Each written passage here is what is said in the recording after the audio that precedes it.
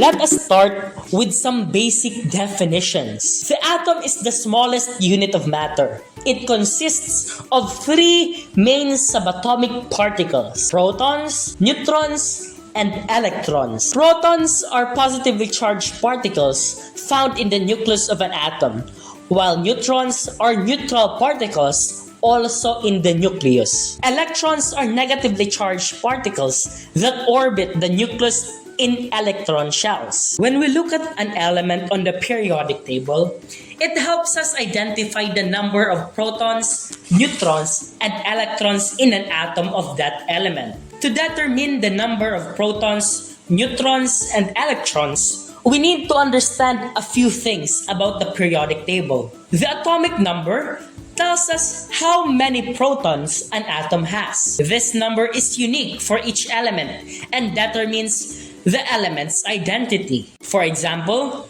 carbon has an atomic number of 6, which means it has 6 protons.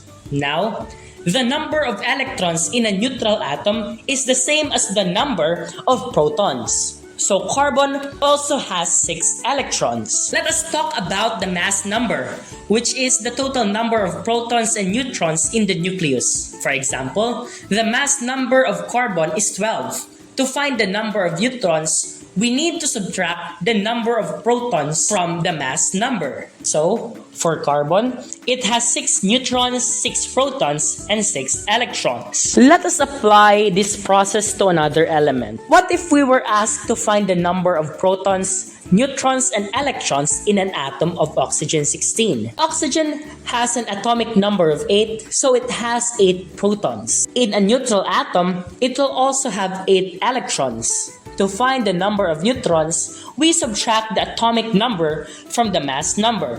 Let's put it all together. Using the nominal understanding of protons, neutrons, and electrons, the functional process of using the periodic table to identify atomic numbers and mass numbers, the structural understanding of how protons, neutrons, and electrons are arranged, and the conceptual ability to apply this knowledge to any element, we can determine the atomic structure of any element in a methodical way. By integrating these how to count 4 dimensions of scientific literacy, we not only know to count protons, neutrons, and electrons, but also understand why and how behind the process. This gives us a deeper understanding of atomic structure and its role in the behavior of matter. Thank you for watching!